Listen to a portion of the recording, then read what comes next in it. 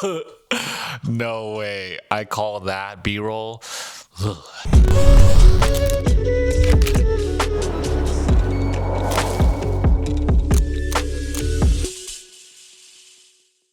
Hello, everyone. Welcome back to the Wolf Pack. It's good to see all of you. And today, I wanted to expand on a conversation that I had with Carly from Board Game Buzz. We had a really fun talk, which I'm going to link down here too if you want to see that full video. But I want to expand on it and talk about the good and the bad of board game content creation. And I'm never, ever discouraging content creation for board games in general, but I just want to be transparent and talk about things that I like about it and things that I don't like about it. For someone who has done it now for 6 years, and it has, at least at the time of this recording, something that transitioned from a hobby into a career, at least for a bit. At the time of this recording, I don't know where it's going from now, but it was a career for 3 years. So one thing I am absolutely not a fan of doing at all as a board game content creator is shipping things back.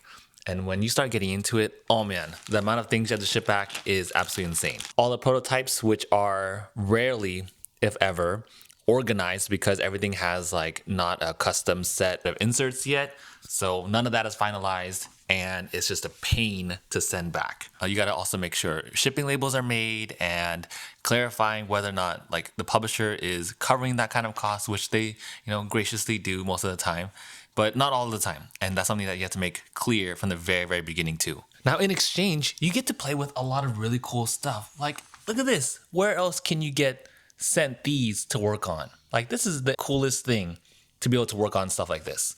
And for the most part, we get to keep these things, but it's just specific to some Hero Forge things. They need this for an upcoming convention. So that's the only reason I'm sending this back. But this is just beyond cool. Another thing, and a bit of a downside, is that are you mentally prepared for the amount of trash or debris, boxes, storage to house everything? Because when you get things in, first it piles up one at a time, two at a time, but then eventually you can't really throw away the boxes that you get because it saves you money and the publisher money too. When you recycle these boxes and not recycle, but use these boxes to ship everything back. Because you get the game, you cover it, you keep the box. And then if you're covering multiple games at once, then you're covering all of these boxes and you need to have somewhere to keep these.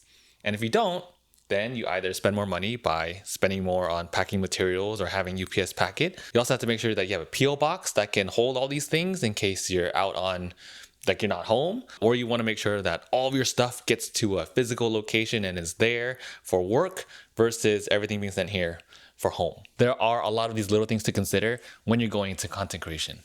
Now, one of my favorite things about content creation is the places that it literally takes me. I would have never imagined going to Germany.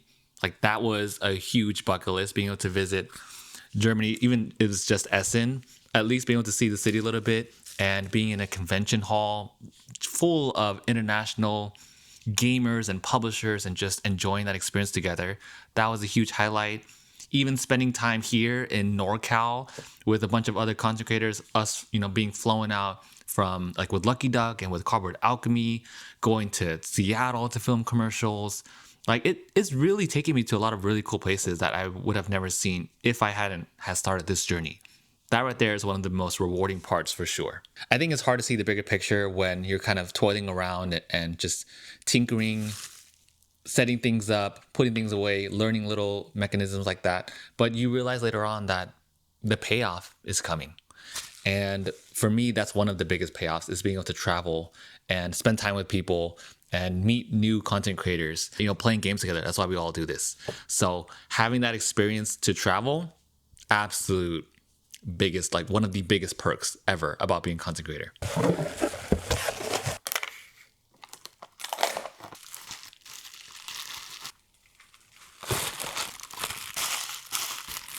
It's kind of nice getting my thoughts out like this. I didn't realize that talking about it, both the pros and cons of this, would make me think about how to reevaluate my process and figure out what things I can do better and everything. But one other negative for sure that I think I've been doing ever since I started this whole freelancing thing, and I think this just comes with freelancing in general, but specifically actually the board game space definitely has a big increase of it, and that is, oh man, I cannot stand chasing invoices. It kills me. But it's something that I always have to do being a board game content creator, because for some reason it's just so difficult to manage that part of the process, because I love doing it. I love making content for everyone and everything. But I would say, I'm not even joking about this, I would say 70 to 80% of the time I am chasing an invoice, which is why I always make sure that when I'm working on a specific project that I am paid and the invoice is completed, contracts are done before I even start. So that was something that I did early on, but even to this day, just getting that whole part of the process down is like running uphill, and it's super hot, and you're also pushing this giant ass boulder up. I will say that there are a handful of companies that do make it easy for us. That way it's not awkward for us to be chasing invoices for the most part. But no, I think it's something that the industry definitely needs to improve, because I'm chasing invoices a ton of the time. And so we do, because we don't have an accountant, we don't have a billing department. Like when you're a freelancer, when you're a board game content creator, you are your own business. So it comes with a process. I just wish it was a lot easier for us to do so we can focus on creating. I think that's also part of the artistic process for me too.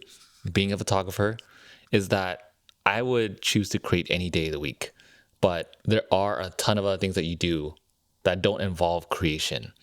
And that part of me is the part that struggles with getting other things done. Because in reality, as a functioning business, you spend maybe 20 to 30% of the time creating, and the other 70% is like all business stuff, promoting your work, talking to people, meetings, invoices, contracts, setting up the shoot, hiring a team, setting up the venue.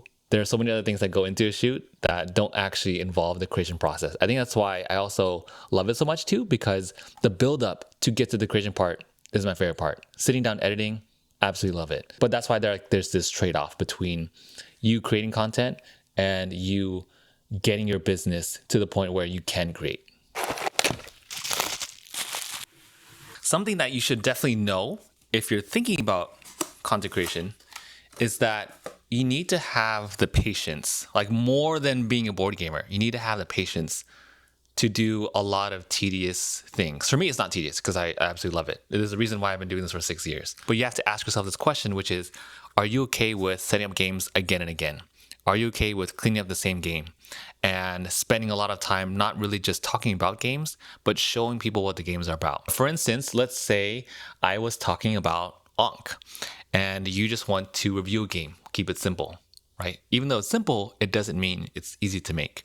Simple just means that it's straightforward to do. The question is, do you have the stamina and the patience to deal with it? Because if I was talking about Ankh, the ideal review isn't just me sitting here and telling you about the game, because as a viewer, you have to put them first. And as a viewer, I want to see the game. I want to see all the parts you're talking about, the player boards, the miniatures, the different types of map, all those things that you're talking about, I want to be able to see, because ultimately, if you put the viewer in mind first, they want to see whether or not it's a good game for them to buy or a good game for them that they want to play next. And the only way they can do that is not only with you as their viewer's thoughts, but you as their viewer showing them B-roll, which is alternative footage or footage that is supplementing your A-roll video. Like right now is a talking head shot. You need to be able to show people all of the little figures and little pieces that you're talking about, because then that's what helps make a decision. And that's why I started creating content, because like nowadays there's a huge difference in the amount of board game B-roll shown, which is absolutely amazing. But still, I know that it is a field that we lack as an industry, in terms of we're good at talking about the games. We're nowhere near as good showing them off. And the reason for that, it takes patience to be able to show each individual piece. And I'm guilty of it too. Sometimes I'm kind of lazy. I just want to talk about it, but my inner dialogue is telling me, no, we got to show it. The reason why you started this is to literally show people what the game is about too. So suck it up and do it. Now, here's a pro tip for those who have been creating content already, and maybe you're struggling with booking more shoots. Well, one way to not really like sell yourself, but more so, I think it's better to phrase it as to convince your buyer, aka the publisher, to book you for a service, is to show how much work it takes to get to that final product. If you only show the final product, like here's an example video, they don't get to see how much it takes to get to that point. So I think showing behind the scenes, like even just like an image of just you working and the overall process is a very important point. I also get asked a lot of times too from publishers, it's like, what does it take for us to work with you? So what they mean by that is, yes, they want to see the process, like invoice, contract, and whatever. But after that, they also want to see like, okay, what do we need to do to get to this final product? Now, one way I do it is by just showing a lot of behind the scenes pictures, just like in my website, and it just shows like us working in the field. That's like the one thing that I always forget all the time. We always shoot the actual content, but it's also kind of like an inception, because we also need to shoot us working to get to that project. And I think that's a big deal, because when you just see a scene, you don't see all the lights, the people, the equipment, everything that goes into that one shot that sometimes, even for us, is the intro 3-second shot. That one will probably take a couple hours, who knows? But it's important, like what I'm doing now, to show what goes into making content. At the end of the day, I hope I brought a little bit of transparency to the whole content creation process. Again, check out the interview I did with Carly from Board Game Buzz if you want to see our full talk on that. And if you have any questions about creating content, let me know down in the comments. I would love to know, and I'll answer anything I can. But bottom line, do it, go for it, see if you like it, record with your phone, and then you upgrade slowly over time. But enjoy the process, don't rush it. Things will come in time. But yeah, I'm still here doing it because I love it so much. So there you go. If you made it to the very, very end, go ahead and comment. Let's do it, because that is the mood we're going for in creating content. I'll see you on the next one.